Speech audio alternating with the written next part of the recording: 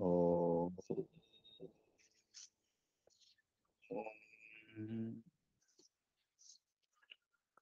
ఓం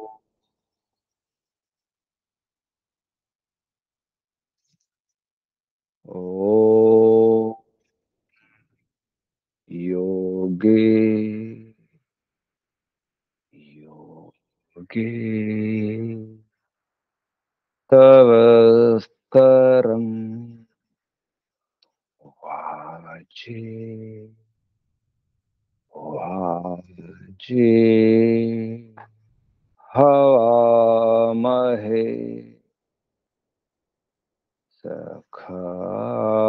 సఖాయ ఇంద్రమూర్తయే సఖాయ ఇంద్రమూర్తయే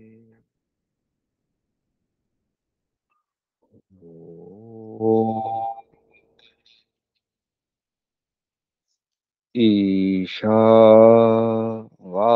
ఈశావాస్యమిదం సర్వం యత్కించ జగత్యాం జగత్ తేన త్యక్తేన భుంజీథా మా గృధ కస్య స్విద్ధనం తేన త్యక్తేన భుంజీథా మా గృధ కస్య స్విద్ధనం ఓం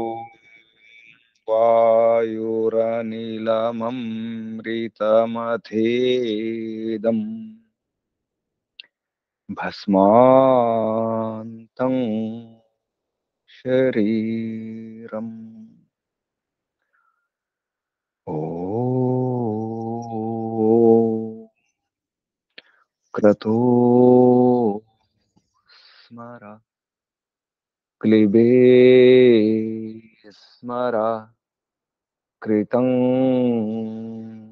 స్మర ఓం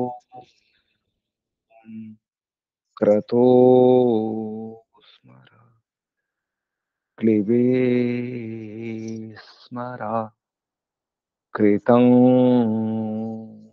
స్మర ఓం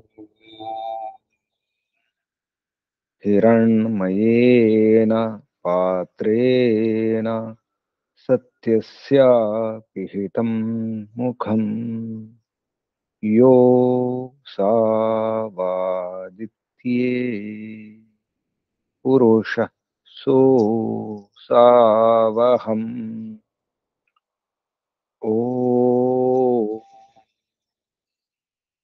ఓఖం బ్రహ్మ యో అసౌ ఆదిత్యే పురుషः సో అసౌ అహం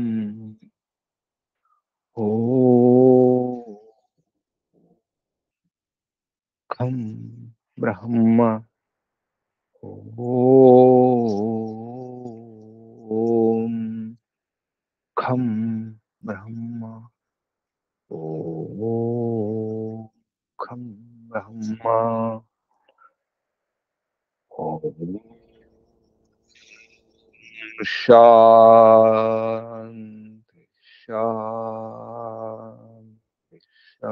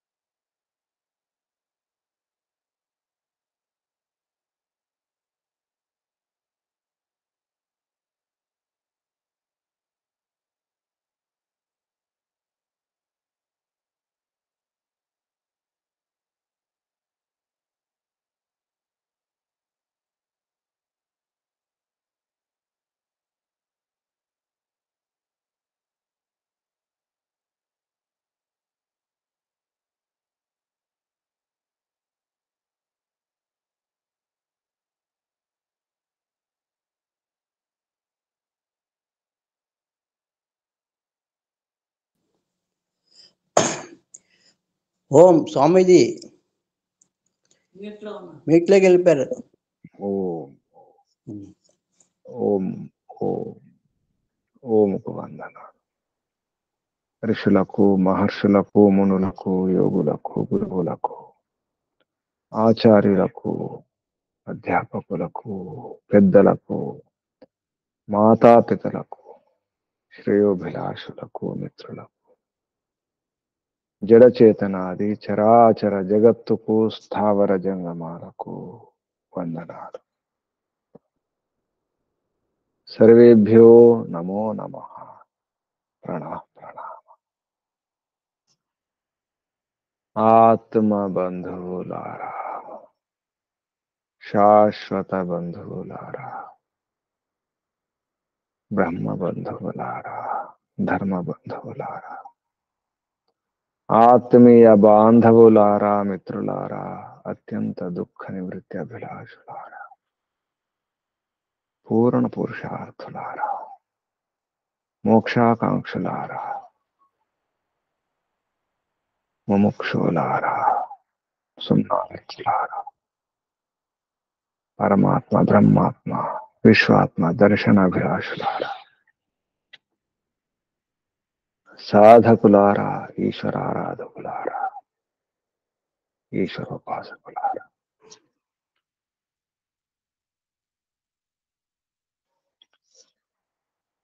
ఇదంతా పరమాత్మ యొక్క ఐశ్వర్యం. అంతటా పరమాత్మయే. ఆ పరంపిత పరమాత్మ యొక్క స్వరూపాన్ని తెలుసుకోవడానికి జీవుడు ప్రయత్నం చేస్తూనే ఉండాలి, ఉంటాడు.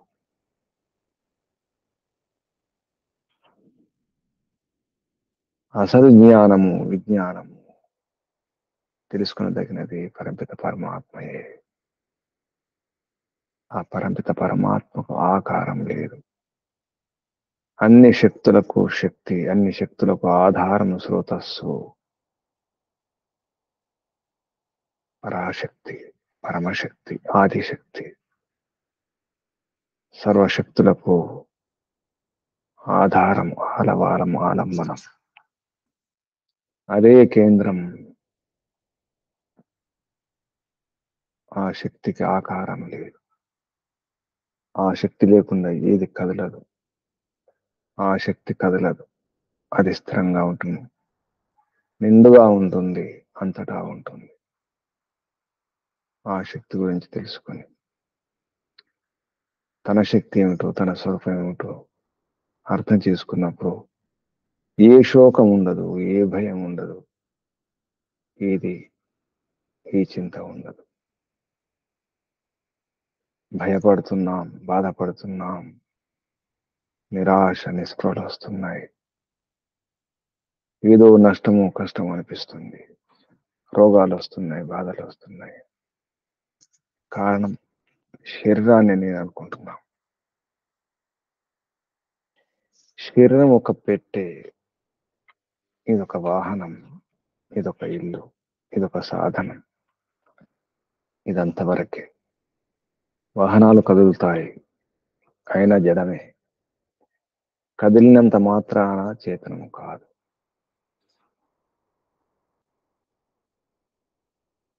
నడిపించేది చేతనమే.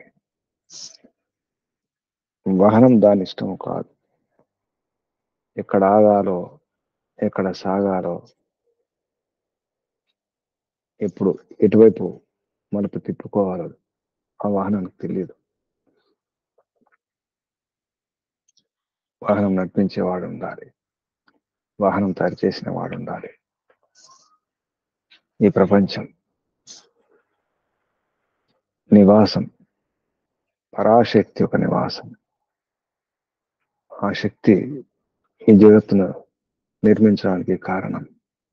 జీవాత్మలకు అవసరం. జీవాత్మలు కర్మలు చేయడానికి, కర్మ ఫలాలను అనుభవించడానికి ఇదొక రంగం, క్షేత్రం, ఇదొక వేదిక. ఈ ప్రపంచం,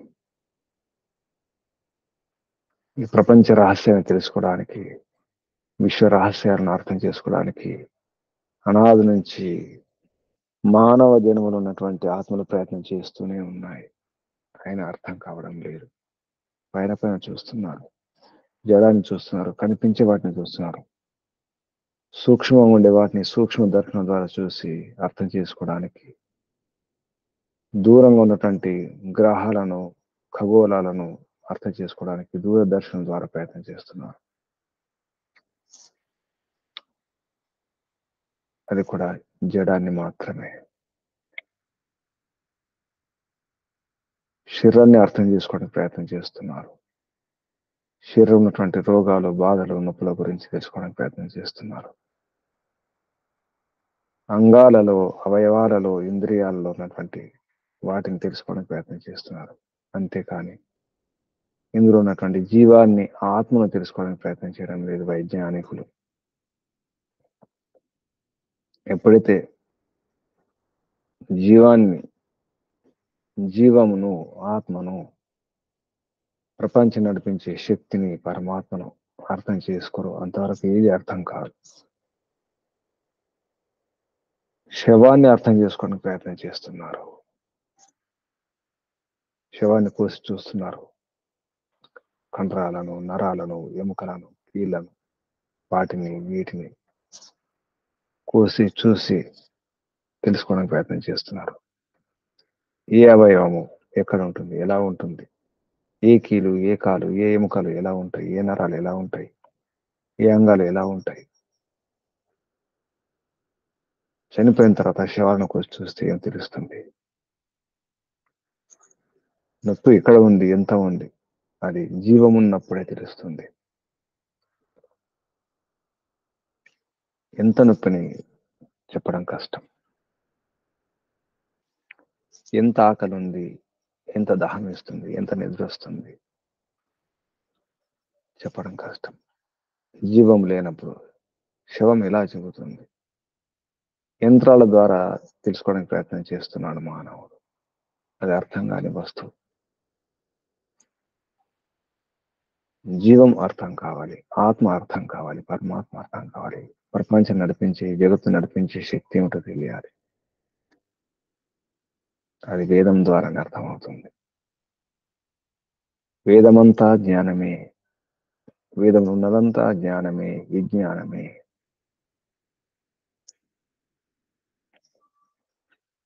పరమాత్మ చెప్పిందంతా విద్యయే, విజ్ఞానమే, అంతా బుద్ధిపూర్వకమే.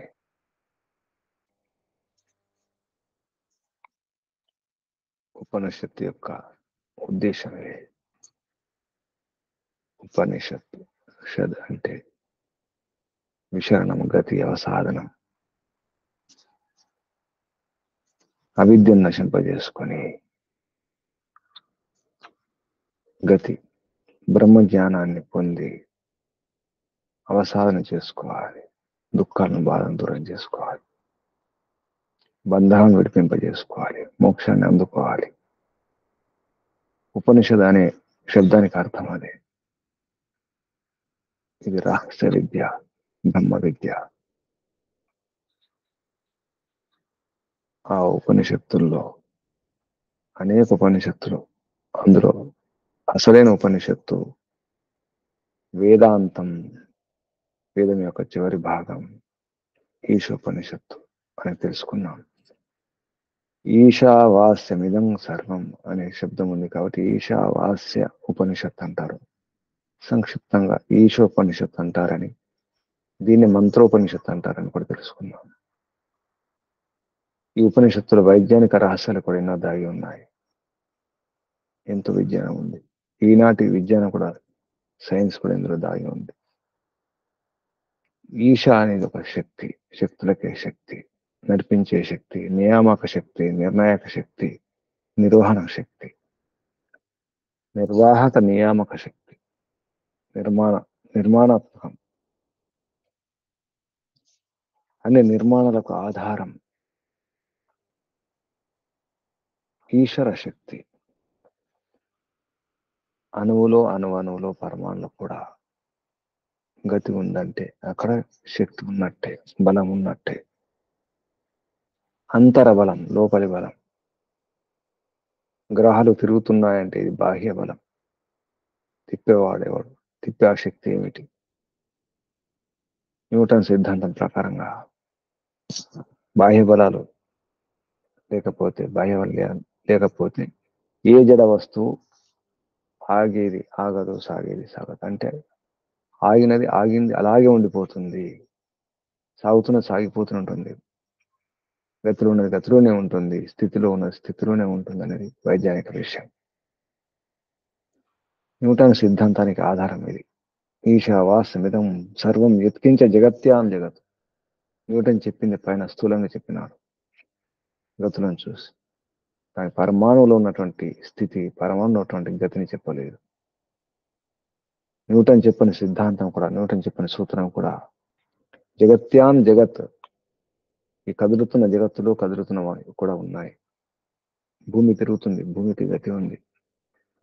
తిప్పేవారు ఎవరు? ఆ తిప్పే శక్తి ఏమిటి? ఆ తిప్పే బాహ్య బలం ఏమిటి? బాహ్య శక్తి ఏమిటి? దానికి సమాధానం న్యూటన్ వద్ద లేదు, ఏ శాస్త్రవేత్త వద్ద లేదు, ఇంతవరకు ఏ వైద్యాన్ని కూడా చెప్పలేదు. ఈ బ్రహ్మాండాన్ని, ఈ గ్రహాలను తిప్పుతున్న ఎవరు తిప్పుతున్నారు? గ్రహాలు తిరుగుతున్నాయి, సూర్యుని చుట్టూ కూడా తిరుగుతున్నాయి, తన చుట్టూ తాను తిరుగుతూ భ్రమణం చేస్తూ పరిభ్రమణం కూడా చేస్తున్నాయి. చేస్తున్నది ఎవరు? అవైతే జడ పదార్థాలే. ఆ బలం ఎవరు? ఆ శక్తినిచ్చేది ఎవరు? అంతేకాదు, పరమాణు స్థితిలో ఉన్నట్టు అనిపిస్తాయి, కానీ అందులో గతి ఉంటుంది. ఒక రాయి ఉందంటే అలా ఉన్నట్టు అనిపిస్తుంది, కానీ అందులో గతి ఉంటుంది. గతి లేకుండా ఏది లేదు, కంపనం లేకుండా ఏది లేదు. కంపనం ఉందంటే శబ్దం ఉంటుంది, గతి ఉందంటే కంపనం ఉంటుంది, కంపనం ఉందంటే ధ్వని ఉంటుంది. అణు అనే శబ్దమే దాని అర్థం అదే. అణు శబ్దయతి. పునాది కోశంలో మహర్షి దయానంద సరస్వతి గారు స్పష్టం చేయడం జరిగింది. అణు శబ్దయతి. అణు అంటేనే శబ్దం. ధాతు పాఠంలో కూడా శబ్దం ఎలా వస్తుంది, ధ్వని ఎలా వస్తుంది? ధ్వని కంపనే. కంపనం వల్ల ధ్వని వస్తుంది, గతి ఉన్నప్పుడు సాధ్యమవుతుంది ఇది. ఆ గతి పరమాణువులో కూడా ఉంది, అణువులో ఉంది. అణు అంటేనే అది అర్థం. పరమాణువు విభజింప వీలు కానిది, ఇంకా ముక్కలు చేయజాలం, దాని పరమాణు అంటారు. అందులో కూడా గతి ఉంటుంది, అందులో కణాలు ఉన్నాయి. ఆ విషయాన్ని ఏ వైజ్ఞానికుడు చెప్పలేదు. అటువంటి విషయాన్ని జగత్యాం జగత్ అనే శబ్దం ద్వారా పరిమిత పరమాత్మ చెప్పడం జరిగింది. అసలైనటువంటి విజ్ఞానం ఇది. దానికి శక్తినిచ్చేది ఈశుడే. ఆ నియమాలు పెట్టింది ఆ నియామక శక్తి ఈశ అనే శబ్దం ద్వారా చెప్పడం జరిగింది. అదంతా ఈశ్వరుని యొక్క, పరమేశ్వరుని యొక్క ఐశ్వర్యం. ఇదంతా ఈశ్వరుడు ఐశ్వర్యం కలవాడు, అధికారం కలవాడు, యజమాని. ఇదం సర్వం. అంతా ఏ కొంచెం కూడా ఏది మిగులదు, పరమిత పరమాత్మనే. అంతా పరమిత పరమాత్మనే, అంతటా పరమిత పరమాత్మనే. ఆ పరమిత పరమాత్మ ఇచ్చిందంతా జీవుల కొరకే, మేలు కొరకే. కాబట్టి తేన తెత్తిన ఆ కారణంగా పరమిత పరమాత్మ ఇచ్చినటువంటి వాటిని అనుభవించాలి. పరమిత పరమాత్మ ఇచ్చినటువంటి శరీరాన్ని కానీ, ఈ వసతులను కానీ, సౌకర్యాలను కానీ, ఈ సాధనాలను, ఈ శరీరాన్ని, ఈ అంగాలను, వాటిని దాని కొరకే వినియోగించాలి. దీని కొరకు బాధలను, కష్టాలను, బంధనాలను దూరించుకున్న కొరకే. ఇది నాది అనుకోవడానికి వీలే లేదు. ఎందుకంటే ఏది నాది కాదు, దేని నేను నిర్మించుకోలేదు. కాలి గోటిని కూడా, ఒక రోమాన్ని కూడా నేను తయారు చేసుకోలేదు. నేను ఈ శరీరాన్ని కూడా ఈశ్వరుణ్ణి కాదు, ఈశ్వరుని కాదు. అంత పరమిత పరమాత్మ ఇచ్చినటువంటిదే. ఈశ్వర దత్తం, పరమేశ్వర దత్తం, పరమేశ్వరు ఇచ్చినటువంటిది అంతా. అలా తెలుసుకున్నప్పుడు ఏ కర్మలు చేయాలి, ఎటువంటి కర్మలు చేస్తే సరిగా ఉంటుంది, ఏ బాధలు లేకుండా, ఏ రోగాలు లేకుండా, ఏ సమస్య లేకుండా ఉండాలంటే ఏ కర్మలు చేయాలి, ఏ కర్మలు చేస్తే రోగాలు రాకుండా ఉంటాయి, అశాంతి లేకుండా ఉంటుంది, ఎవరు చెప్పినట్టు చేయాలి, ఏ వైద్యుడు చెప్పినట్టు చేయాలి, ఏ వైద్యుడు చెప్పినట్టు చేస్తే రోగాలు రాకుండా ఉంటాయి, ఉన్న రోగాలు పోతాయి అంటే కేవలం పరమాత్మ చెప్పినట్టు చేస్తే ఏ రోగాలు రావు, ఏ సమస్యలు ఉండవు, ఏ కష్టాలు ఉండవు, ఏ బాధలు ఉండవు. ఇటువంటి ఎన్నో రహస్యాలను వైజ్ఞానిక విషయం చెప్పడం జరిగింది. ఏది అంటకుండా ఉండాలి, ఏ కష్టం అంటకుండా ఉండాలి. ఇంత ప్రయత్నం చేసినప్పుడు కూడా మళ్ళీ కొట్టుకుపోతున్నాం. కొట్టుకుపోకుండా ఉండాలంటే పరమాత్మ చెప్పినట్టే వినాలి. అటువంటి విషయాలను ఈ మంత్రాల ద్వారా స్పష్టం చేయడం జరిగింది. ఇదంతా కూడా ప్రతి మంత్రంలో వైజ్ఞానిక విషయం ఉంటుంది, జీవన రహస్యం ఉంది. ఇటువంటి విషయాల గురించి ఈ ఉపనిషత్తులో, ఈశావాస్య ఉపనిషత్తు, ఈశోపనిషత్తులో ఎన్నో రహస్యాలు. అసలు విద్య అంటే ఏమిటి, అవిద్య అంటే ఏమిటి, దేని విద్య అనాలి, దేని అవిద్య అనాలి. అవిద్య అనగానే వ్యతిరేకం అనుకుంటాం. అవిద్య అంటే విద్య లేకపోవడం కాదు. విద్య ఉంటుంది, కానీ జడ పదార్థాలకు సంబంధించిన విద్య, గ్రహాలకు, నక్షత్రాలకు సంబంధించి, శరీరానికి సంబంధించి ఆయన కనిపించే వాటి, అది అవిద్య అంటాం. దానివలన బంధన రాహిత్యం, మోక్షం లభించదు. మోక్షం లభించాలంటే విద్య కావాలి. చేతన పదార్థాలకు సంబంధించిన విద్యే విద్య,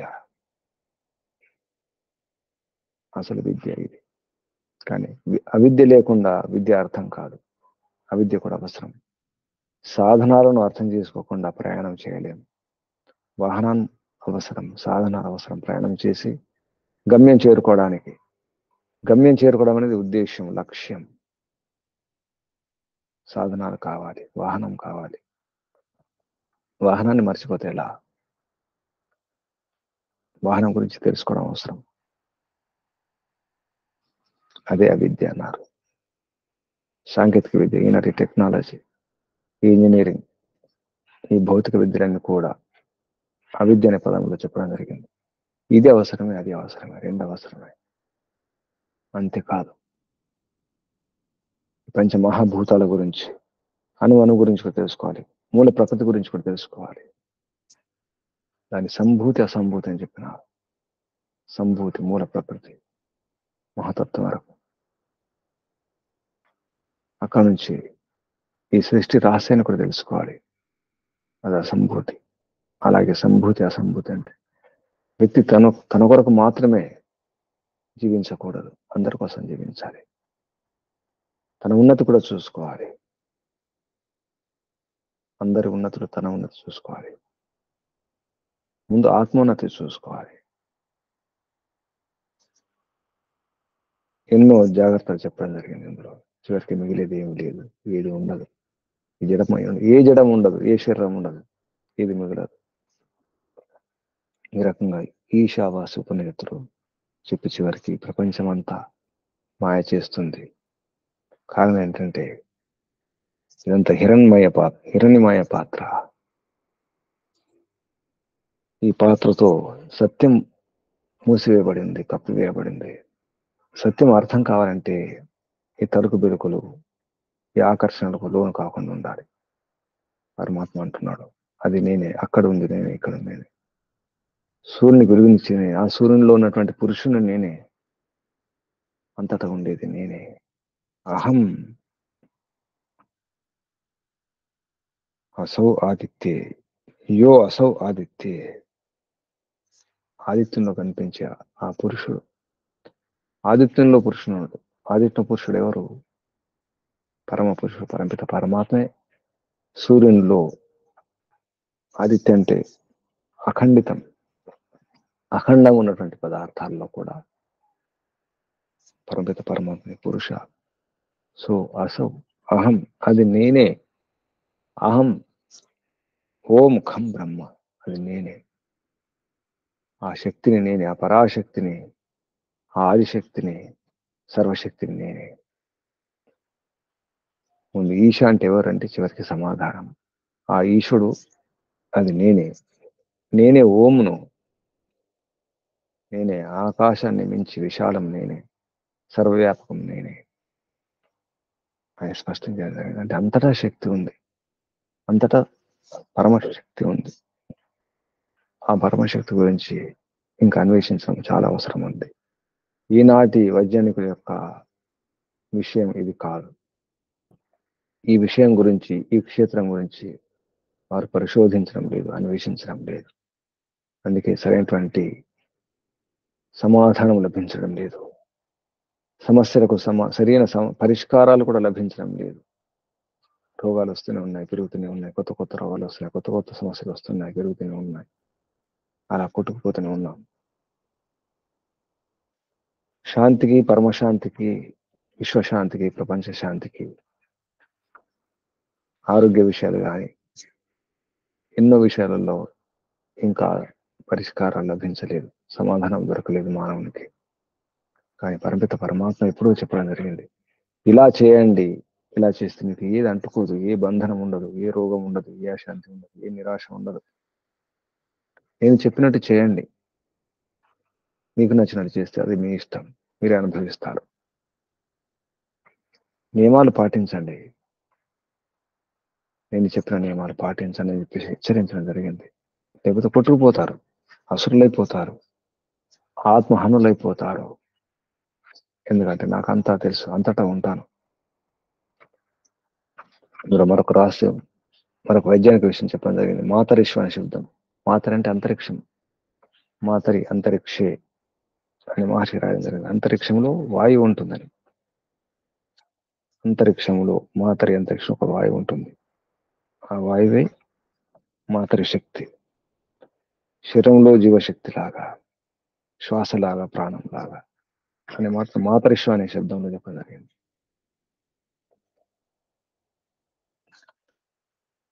మాతరి అంతరిక్షే వాయువు, అదే జీవం లాగా.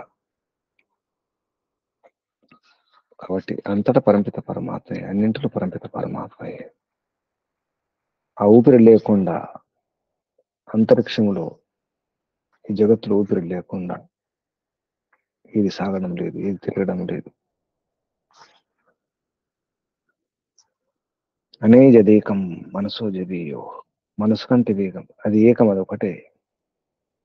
ఇంద్రియాల ద్వారా పొందలేము. నైనద్దేవాప్నువన్ పూర్వమర్షత్ తద్ధావతో అన్యనత్యేతి తిష్ట తస్మిన్ అపో మాతరేశ్వ దధాతి. ఈ కర్మలు చేస్తున్నది, శరీరంలో కర్మలు చేసేది శక్తి, ప్రాణశక్తి. అలాగే గ్రహాల్లో, నక్షత్రాల్లో, ఖగోళంలో, భూగోళంలో, భూగర్భంలో ఉన్నటువంటి ఏవైతే కదలికలు ఉన్నాయో, నడిపిస్తున్నాయో, అనిపిస్తుందో మనం, అదంతా మాతృ శక్తి. అదే పరమాత్మ శక్తి. దాన్ని వాయువు అంటారు. మాతరిశ్వ అంటే వాయువు, మాతృశక్తి. మాతరిశ్వ దధాతి. శ్వ అంటే శ్వాస. మాతరి అంతరిక్షంలో శ్వాస.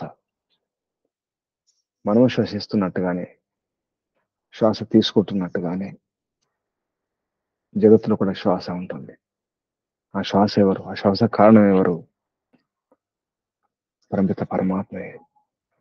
ఇది ఒక మరో మహావైజ్ఞానిక విషయం. ఇది ఇటువంటి ఒక్కొక్క శబ్దంలో ఎంతో విజ్ఞానం దాగి ఉందని చెప్పడానికి మచ్చుకు కొన్ని విషయాలు మీకు పరిచయం చేయడం జరిగింది. ఈ విషయంలో, ఈశావాస్య ఉపనిషత్తు విషయంలో పండిత గురుదత్ విద్యార్థి గారు మహర్షి చివరి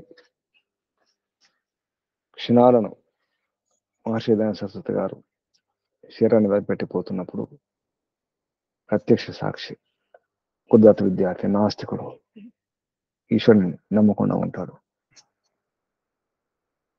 తన చివరి శ్వాస, చివరి క్షణాన్ని కూడా పరిచయం చేసి మహర్షి దయానంద సరస్వతి గారు ఒక నాస్తికుడిని ఆస్తికుడిగా మార్చడం జరిగింది. ఆ నాస్తికుడే ఆస్తికుడు మారినటువంటి వారు పండిత గురుదత్ విద్యార్థి గారు, సైన్స్ స్టూడెంట్. ఈ విషయాల్లో ఎంత వైజ్ఞానికంగా కూడా వారు భాష రాయడం జరిగింది ఉపనిషత్తులకు, ఆంగ్లంలో. దానికి తెలుగు అనువాదం ఈశావాస్య ఉపనిషత్తు విషయంలో కూడా పండిత్ గురుదత్ విద్యార్థి గారు కొన్ని విషయాలు చెప్పడం జరిగింది. ఆ విషయంలో మనం తెలుసుకునే ప్రయత్నం చేద్దాం. కొంతవరకు ఏమంటారంటే, ఇది అనువాదం పండిత గురుదత్ విద్యార్థి గారికి ఒక రకంగా మనం గుర్తు చేసుకునే అవసరం వారిని. పండిత గోపదేవ శాస్త్రి గారు మనకు మరొకసారి గుర్తు చేయడం జరుగుతుంది గురుదత్ విద్యార్థి గారిని. ఎందుకంటే ఈశావాస్య ఉపనిషత్తుకు వారు చేసినటువంటి భాష అది. గోపదేవ శాస్త్రి గారు అనువాదం చేసి మనకు అందించినారు. ఈశావాస్య ఉపనిషత్తు అనే దాంట్లో చివరి పుటల్లో ఉంటుంది. తెలుగు పుస్తకాలు ఉన్నారు, చూసుకోవచ్చు. చాలా విషయాలు, కొన్ని రహస్యాలు కూడా రాయడం జరిగింది. మానవుడు ఎలా జీవించాలి, ఎలా ఈ విషయాన్ని అర్థం చేసుకోవాలి అనే విషయంలో.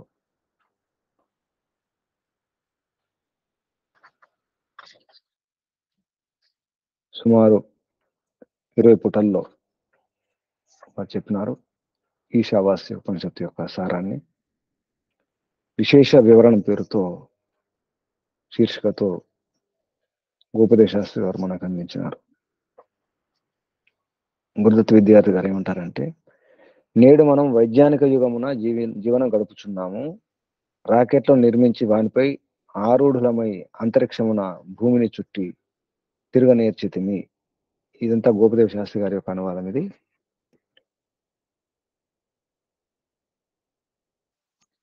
భాష కొంచెం శిష్ట గ్రాంథిక భాష ఉంటుంది. సమీప గ్రహములను చేర ఉద్యమించున్నాం అంటే దగ్గర ఉంటే గ్రహాలు, చంద్రుణ్ణి అంటే అంతవరకు గురుదత్ విద్యార్థి గారు ఉన్నప్పుడు చంద్రుని వరకు వెళ్ళడం అనేటువంటి ఏం చేయలేదు వైజ్ఞానికులు. అంటే ముందుగానే ఊహించి చెప్పినట్టు కనిపిస్తుంది. అప్పుడు విమానాలు కూడా లేవు. గురుదత్ విద్యార్థి గారు చెప్పినప్పుడు విమానాలు లేవు, రాకెట్లు లేవు. ఈ పదాలు గమనిస్తే మనకు అర్థం చేసుకోవచ్చు. సమీప గ్రహములను చేరడానికి ఉద్యమించున్నాం అంటే దగ్గర ఉంటే గ్రహాలు చేయడానికి మనం ప్రయత్నం చేస్తున్నాము. ప్రాకృతిక శక్తులతో చెలగాటములు ఆడుచున్నాము. నేటి మానవుని బుద్ధి వికాసము విభ్రాంతి జనకము, ఇందు సంశయము ఇసుమంతయు లేదు.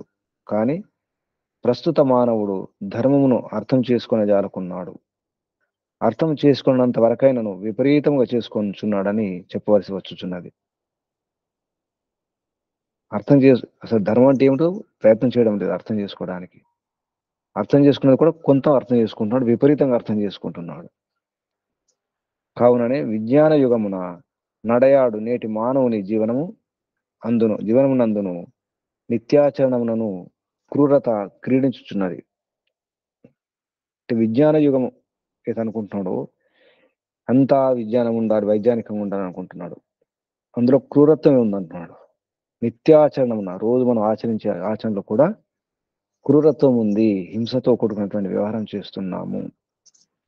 దుర్దమనీయమైన మనోవికారము, ప్రబల విద్వేషము ప్రకటమవుతున్నది. అతడు క్షమింపరాని తప్పిదములను ఉనర్చుచున్నాడు. అతడు ఇక్కడ మానవుడు అంటే మనమే క్షమింపరాని తప్పిదములను ఉనర్చుచున్నారు. నేటి మానవుని హృదయము కరుణాహీనమై ఉన్నది. అట్టి హృదయం నుండి వెలువడు బుద్ధిపూర్వకములు గాని చేతనారహితములైన కృత్రిమ ప్రార్థనలు, హృదయం నుండి వెలువడే బుద్ధిపూర్వకమైనటువంటి అంటే బుద్ధిపూర్వకములు కానీ చేతనారహితమైనటువంటి కృత్రిమ ప్రార్థనలు ధర్మముగా ఎంచబడుచున్నవి. ప్రార్థన చేస్తున్నాం కానీ కృత్రిమ ప్రార్థన, స్వాభావిక ప్రార్థన కాదు. కృత్రిమ ప్రార్థనలు ధర్మముగా ఎంచబడుచున్నవి. సంఘ భీతితో విధి లేక ఆచరించు వ్యవహారములు ధనమును, శక్తిని, సమయమును నష్టం చేసి ఆచరించు నిష్ఫల అనుష్ఠానము ధర్మపద వాచ్యములైనవి. అంటే సంఘ భీతితో సామాజిక భీతి, వీరికి భయపడి విధి లేక ఆచరించే వ్యవహారాలన్నీ కూడా ధనమును, శక్తిని, సమయాన్ని నష్టం చేస్తాయి. ఆచరించే నిష్ఫల అనుష్ఠానం కూడా మనం ఆచరించే అనుష్ఠానాలు ఉన్నాయి, అవి కూడా నిష్ఫలం, ఏ ఫలితం లేవు. అవే ధర్మపద వాచ్యములైనవి. దాన్నే ధర్మం అనుకుంటున్నారు, భక్తి అనుకుంటున్నారు. అది ధర్మం కాదు. తర్వాత పురోహితులు, సాంప్రదాయకులు ఏర్పరిచిన మానవ సంఘములు అని పరస్పర వైషమ్యము పరమేశ్వర నిర్మితముగా ఎంచబడి ధర్మం అనబడుచున్నది. పురోహితులు, సాంప్రదాయకులు ఏదైతే వారు కొన్ని నియమాలు పెడతారు ఈ మానవ సంఘములు, మానవ సమాజంలో, అవి పరస్పర వైషమ్యం, పరస్పర భేదాలను, విద్వేషాలను పరమేశ్వర నిర్మితంగా అనుకుంటారు. అంటే పురోహితులు పెట్టినటువంటి ఏవైతే నియమాలు ఉంటాయో అవి పరమేశ్వర నియమాలు అనుకుంటున్నారు. అనుకొని దాన్ని ధర్మం అనుకుంటున్నారు. పాపములతోనూ దుఃఖములతోనూ అపరాధములతోనూ రక్తపాతం ఓనర్చు యుద్ధములతోనూ నేటి మానవుడు ప్రపంచం నింపుచున్నాడు. పారస్పరిక ఘృణ, ద్వేషము, ప్రతిహింస, ఉచ్చాకాంక్ష అంటే పెద్ద కోరికలు, ద్వేషము, ఘృణ అంటే హేయభావన, అసహ్యం, స్వార్థపరతతోనూ అహిష్ణుత అంటే అసహనముతోనూ ధర్మం కలుషితమైపోయినది. బుద్ధి యందు తర్కము, హేతువాదము, భక్తి కనిపింపవు. మతముల సంప్రదాయముల వ్యవహారంలో నేడు ధర్మపార్యాయములైనవి. అంటే మతాలు, సంప్రదాయముల వ్యవహారంలో వాటిని ధర్మాలు అనుకుంటాం. ధర్మ పర్యాయం అంటే ధర్మానికి పర్యాయ పదాలు. మతం అంటే ధర్మం కాదు, సంప్రదాయం అంటే ధర్మం కాదనే విషయం ఇక్కడ చెప్పడం జరుగుతుంది. జీవన స్థాయిని పెంచుటయే శ్రద్ధ అనబడుచున్నది.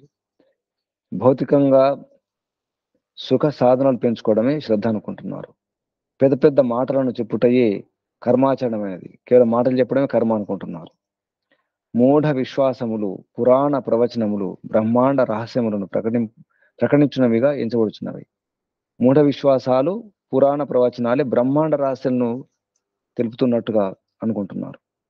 మూఢ విశ్వాసాలే బ్రహ్మాండ రహస్యం అనుకుంటున్నారు. యథార్థత, నిశ్చయము అనపేక్షితములైనవి. యథార్థత పోయింది, నిశ్చయం అనేది అది అవసరం లేకుండా పోయింది. వాస్తవం అవసరం లేదు ఎవరికి, అనపేక్షితములైనవి. స్వప్నములు సంఘమున సత్యములుగా ఎంచబడుచున్నవి. కలలు కనడమే, ఊహల్లో ఉండడమే, కల్పన చేయడమే సత్యముగా ఈ సమాజంలో, మానవ సమాజంలో అలా అనుకుంటున్నారు. చమత్కారములను, అస్వాభావిక సిద్ధాంతములను రూపించుటకు కల్పనాశక్తి ఉపయోగింపబడుచున్నది. చమత్కారాలకి నమస్కారం. అస్వాభావిక సిద్ధాంతాలే వాటిని, తన యొక్క కల్పన శక్తిని, తన శక్తియుతులను, సామర్థ్యాన్ని అంతా కూడా వాటి కొరకు వినియోగిస్తున్నాడు మానవుడు. మానవ ప్రకృతిని భ్రష్టం చేసి అది కలంకితము, అవమానితము, నిందితముగా ఎంచబడుచున్నది. మానవుని యొక్క ప్రకృతి ఏంటి? మానవత్వం. మనిషి తన తత్వం మానవత్వమే. మనిషిగా జీవించడం అనేది మర్చిపోయినాడు. భ్రష్టం చేసుకొని కలంకితం చేసుకుంటున్నాడు, మురికిని అంటించుకుంటున్నాడు. అవమానితముగా, నిందితముగా ఎంచబడుచున్నది. ఎందరో ప్రతిభావంతులైన విద్వాంసులు పరమేశ్వరుని కృపకు పాత్రలవటం వలన నిర్మల బుద్ధిని పొందిన వారై ధర్మం యొక్క వాస్తవిక రూపమును గుర్తించుచు అధర్మమును రూపుమాప యత్నించి ఉండిరి. కానీ నేటికి వాస్తవిక ధర్మం వలన ఏర్పడు శ్రేష్ఠ భావనలు సత్యాన్వేషకులకు ప్రపంచమున లభించుట సులభము కాదు. నేటికి ఇప్పటి కూడా వాస్తవిక ధర్మం వలన ఏర్పడే ఏదైతే శ్రేష్ఠ భావన ఉంటుందో సత్యాన్వేషణ చేసే వారికి ఈ ప్రపంచంలో దొరకడం లేదు, ఆదరణ లేదు, సహకారం లేదు, సులభంగా లభించడం లేదు. ఇంతకంటే శోచనీయమగు దశ ఇంకోటి ఉన్నదా? ఇంతకంటే శ్రేష్టమగు స్థితి సంభవం కాదా? జీవన రహస్యం ఇంతేనా? అయినచో వస్తువుల వాస్తవికత తెలుసుకొనుట మానవునకు అందరాని పండనవలసి వచ్చును. అటులైన మానవ జీవనము శోకమయమగును. ప్రాపంచిక బాధలు మానవులకు ఒకనాడు అసహ్యములగును. ఈ ప్రపంచంలో ఎన్నో బాధలు ఉన్నాయి. ఒకరోజు అసహ్యం అంటే సహించరాకుండా పోతాయి.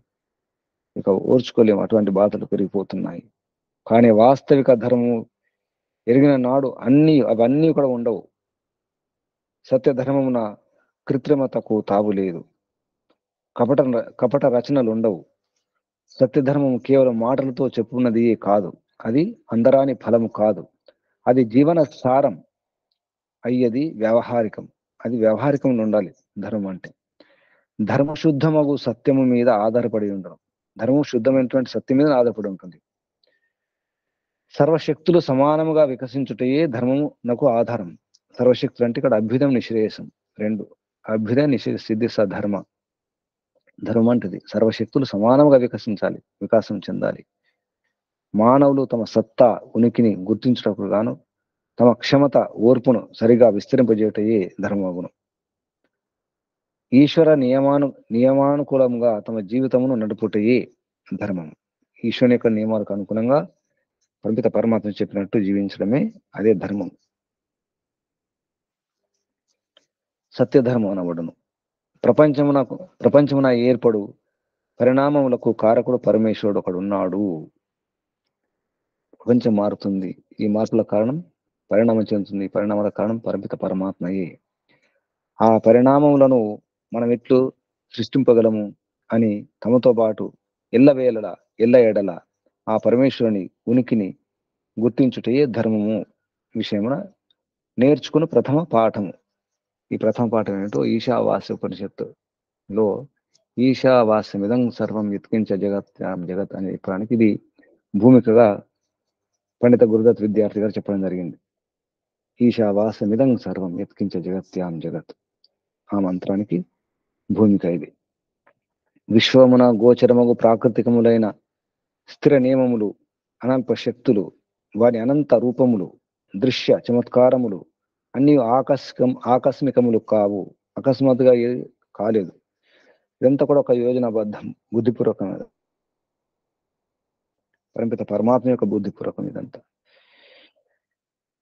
వీనికన్నింటికి ఆధారముగా విశ్వవ్యాప్తమైన జ్ఞానమయ మూలతత్వము ఒకటి కలదు అను భావనయే ధర్మమునకు ఆరంభము.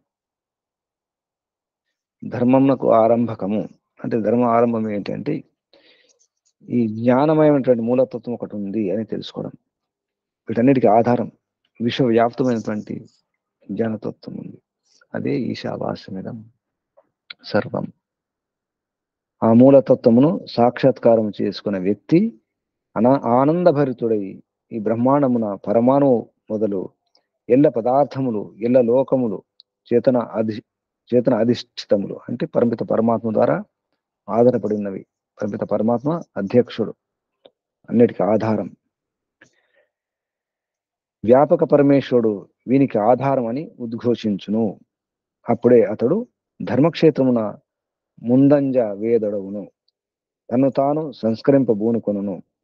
క్షణికములైన ప్రాకృతిక రూపములను, దృశ్య చమత్కారములను భేదించి అందు వ్యాప్తమై ఉన్న ప్రకృతి పాలకుని విశ్వంభరుని ఎరుగనంత వరకు మానవుడు తనను సంస్కరించుకొన అనుభవ శిక్షణము పొందజాలడు. తనను తను సంస్కరించుకోవాలంటే ఈ ప్రపంచాన్ని చూడవసరం.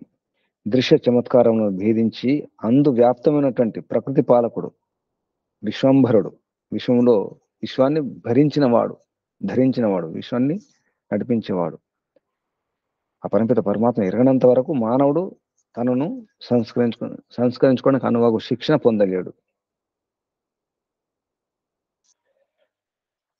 ప్రకృతి తన నశ్వర ప్రలోభనములను, క్షణికములకు సౌందర్యములను విశ్వమున నలుగడల వెదజల్లుచుండును. ప్రకృతి ఏం చేస్తుంది? నశ్వరమైనటువంటి క్షణికములైనటువంటి నాశనమైనటువంటి ప్రలోభాలు పెడుతుంటది. క్షణిక ప్రలోభాలు, ఆశలు చూపిస్తుంటుంది, ఆకర్షిస్తుంది ఈ ప్రకృతి. క్షణికములైన సౌందర్యములను విశ్వమున నలుగడ అంటే అన్ని వైపులా వెదజల్లుతుంటుంది. ప్రపంచం ఆకర్షిస్తుంది. హిరణ్యమైన పాత్రైన సత్యశాపహితం అనే దానికి ఇది. మానవుడు దాని మోహకములకు ఆకర్షణములకు ఉచ్ఛృంఖలములైన ప్రలోభనములకు సులభముగా లోబడును. విశ్వమును నిర్మించి అందలి ప్రతి అణువునందును క్షీణించి వ్యాపకుడై ఉన్న పరమేశ్వరుని గుర్తింపడు. మానవుని మనస్సు వికసితము కాక అసంస్కృతమై ఉన్న దశలో అతడు శీఘ్రముగా ఇంద్రియ గ్రాహ్యములకు దృశ్య చమత్కారములలో చిక్కుబడును. అదుపు లేక సంస్కరించుకోలేక ఆ స్థితిలో శీఘ్రంగా తొందరగానే ఇంద్రియ గ్రాహ్యం, ఇంద్రియాల ద్వారా అయితే మనం పొందుతుంటామో ఆ దృశ్య చమత్కారంలో చిక్కుపోతాడు, ఇరుక్కుపోతాడు. ధన సంపదలు, సముజ్వల వైభవము, కులీనత, పదవీ వ్యామోహం, ఉచ్ఛృంఖలత్వము అయినటువంటి ఇంద్రియ పరవశత ఉన్నవన్నీ కూడా యువకులను, సాధారణ మానవులను ఆందోళితులను చేయును. ఈర్ష్య, పాపము, ఘృణ, స్పర్ధ, క్రోధము మున్నగు వికారములకు లోబడజేయను. ఘృణ అంటే హేయ భావన, స్పర్ధ అంటే పోటీ. మానవుడిట్లు తన నిత్య జీవన స్వార్థములను సాధించుటకు అంధుడై ప్రవర్తించును. అందువలన అతడు మానవ జీవనమున అనుభవింపవలసిన సత్యమగు ఆనందమును అనుభవింపజాలడు. ఈ అద్భుత జగత్తును సృష్టించి దాని ఎడ మమత్వం లేక బ్రహ్మాండమున అంతటా వ్యాపించి ఉండు పరమేశ్వరుని ఔదార్యమును నిత్యముగాంచు భక్తుడే ఆనందమును అనుభవింపగలడు. కావున ఈ ప్రపంచము శాశ్వతము కాదనియు, ఇంద్రియ సుఖములు చిరస్థాయి గలవి కావనియు, ఐహిక జీవనము ఫలింపని ఉద్యానవనమనియు, ఈ ఐహికములకు ఉపాధులు, పదవులు, ప్రతిష్టలు అన్నియు నశ్వరములనియు మానవుని స్మరణకు తీసుకుని వచ్చుట ఎంతయు అవసరం. నశ్వర పదార్థములను ప్రేమించి వానియందు తగులుకొని ఉండుట శ్రేయ సాధనం కాదు. నశ్వర పదార్థం అంటే నష్టమైన పదార్థాలను ప్రేమించి వానియందు తగులుకొని అంటే అందులో ఇరుక్కొని ఉండుట శ్రేయ సాధనం కాదు, అంటే ఇది మోక్ష సాధనం కాదు. సనాతనము నిత్యమగు పరమ పదార్థమునందే ధ్యానం ఉంచవలెను. ఆ పరతత్వమునే ప్రేమించవలెను. పరతత్వము ఆ పరమ పదార్థం పరమాత్మ, పరమచేతన పదార్థం పరమాత్మ. మానవుని ఆకాంక్షల కదియే విషయం, లక్ష్యము కావలను. అప్పుడే నిజమైన ఆనందం లభించును. లక్ష్యం ఏమిటి? మోక్షమే లక్ష్యం కావాలి, అప్పుడే ఆనందం లభిస్తుంది.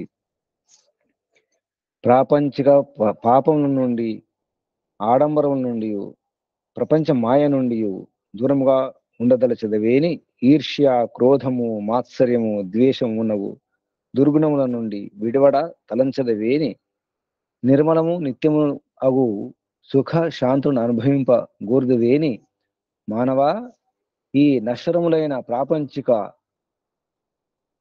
ఆలోచనను విడిచి నిర్మల సుఖమును అనుభవింపుము.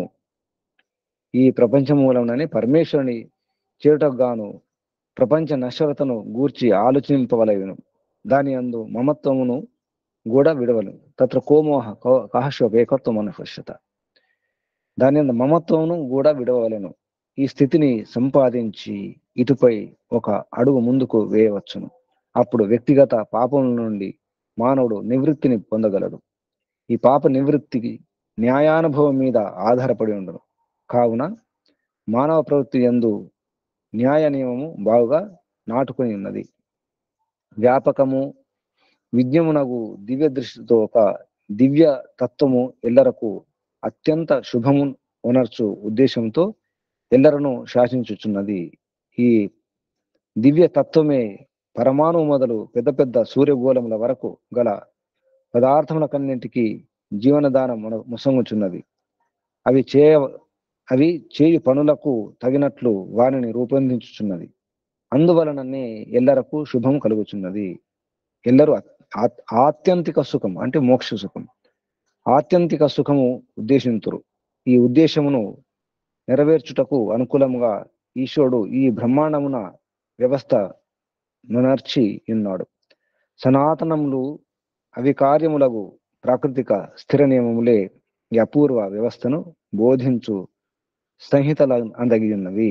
అవే వేదములు. అయ్యవి ఈశ్వరుని ఉనికిని బోధించు నిశ్వాసములు. మాతరేశ్వ అనే దానికి ఇదే బోధించే శ్వాస.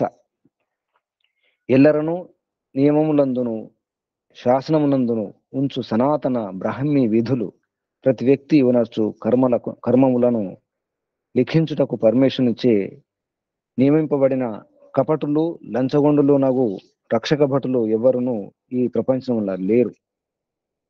అట్లుండుట పక్షమున అట్లుండి పక్షమున పరమేశ్వరునిచే పాలింపబడు ప్రజల వ్యాపక శాంతికి ఎన్నడో భంగం కలిగి ఉండేది. పరమేశ్వరు నుంచి పాలింపబడు ప్రజల వ్యాపక శాంతికి ఎన్నడో భంగం కలిగి ఉండేది. ఈశ్వరీయ సంస్థలో అట్టి దుర్బలత ఎన్నడూ రాదు కూడా. ప్రతి వ్యక్తికి సంబంధించిన స్మృతియే వారి కర్మములను నిరీక్షించుచుండను. ప్రతి వ్యక్తికి సంబంధించిన స్మృతి అంటే వారి యొక్క జ్ఞానమే. ప్రతి వ్యక్తి ఉన్నటువంటి విద్యయే వాని కర్మములను లిఖించుచుండును. అయ్యది నిర్భ్రాంతము, అది ఎటువంటి భ్రాంతి లేనిది. ప్రతి వ్యక్తికి సుఖ దుఃఖములను గ్రహింపజేయు విచక్షణమైన ఇంద్రియ విన్యాసమే పరమేశ్వరుని వ్యాపక రక్షక భట శ్రేణి. విచక్షణ శక్తియే రక్షించే రక్షక భట అంటే పోలీసు అన్నమాట. పరమేశ్వరుని యొక్క వ్యాపక రక్షక భట శ్రేణి. ఈ రక్షకుల కర్తవ్యము అపరాధిని దండించుట కాదు, శిక్షణ ద్వారమున అతన్ని సంస్కరించుటయే అగును. ఈ విధంగా పండిత గురుదత్ విద్యార్థి గారు ఈ ఉపనిషత్తు విషయంలో విశేష వివరణ రాయడం జరిగింది. చివరికి, ఓ జ్ఞాన స్వరూప, నీవు జ్ఞానమునకు స్రోతస్సు, మాలోని జ్ఞానమును నింపుము, న్యాయపరులమగునట్లు మమ్ము అనుగ్రహింపుము, మాలోని దుర్గుణులన్నీ దూరమునొచ్చుము, మేము మాటి మాటికి నిన్ను స్థితింతుము, ఉపాసింతుము. ఓం తత్ సత్. ఈ విధంగా తన వివరణను ముగించడం జరిగింది పండిత గురుదత్ విద్యార్థి గారు. ఈశావాస్య ఉపనిషత్తు గురించి విశేష వివరణం. దీన్ని పండిత గోపదేవ్ శాస్త్రి గారు అనువాదం చేసి ఈశావాస్య ఉపనిషత్తు అనే పుస్తకంలో చివరి పుటంలో నింపడం జరిగింది. ఈ విధంగా ఈరోజు మనం ఈశావాస్య ఉపనిషత్తును పరిచయం చేసుకోవడానికి ప్రయత్నం చేసినాం. ఇది పరిచయం మాత్రమే. దీన్ని అర్థం చేసుకొని ఆ రకంగా జీవించినప్పుడు, ఆచరించినప్పుడు మనకు పరమానందం లభిస్తుంది. పరమేశ్వరుని యొక్క కృపకు పాత్రలం అవుతాం అని అర్థం చేసుకోవాలి. కేవలం విన్నంత మాత్రాన, మనం మాట్లాడుకున్నంత మాత్రాన అర్థమైనట్టు కాదు. విన్నామంతే, పరిచయం చేసుకున్నాం. కేవలం చదివినంత మాత్రాన అర్థమైపోయింది అనుకోకూడదు. 4 మాటలు విని అర్థమైపోయింది, తెలిసిపోయింది అనుకోకూడదు. తెలిసింది, అర్థమైంది ఎప్పుడు అనాలంటే ఆచరించినప్పుడు. ఆనుభవిక జ్ఞానమే అప్పుడు అర్థమైనట్టు. అర్థమైనప్పుడే ఆచరిస్తాం. ఇది శాబ్దిక జ్ఞానం మాత్రమే. శబ్దాలు విన్నాం, కొంతవరకు పరిచయం చేసుకున్నాం. ఈశావాస్య ఉపనిషత్తు ఈరోజు మనం ముగించుకుంటున్నాం. రేపు కేనోపనిషత్తు. ఎవరి ద్వారా ఈ ప్రపంచం జరిగింది, ఎవరి ద్వారా జరుగుతుంది, ఎవరి ద్వారా, ఎవని ద్వారా. కేన అంటే ఎవని ద్వారా. అందుకే ఆ ఉపనిషత్తు పేరే కేనోపనిషత్తు. రేపు నుంచి కేనోపనిషత్తు ప్రారంభించుకుందాం, పరిచయం చేసుకుందాం. ఓం శం శుభం. పరమపిత పరమాత్మకు, ఋషులకు, మహర్షులకు, గురువులకు, ఆచార్యులకు, మాతాపితలకు అందరికీ ధన్యవాదాలు. మహర్షి దయానంద సరస్వతి గారికి, వారి గురువు గారైనటువంటి దండి స్వామి విరజానంద సరస్వతి గారికి ధన్యవాదాలు, వందనాలు, ప్రణామాలు.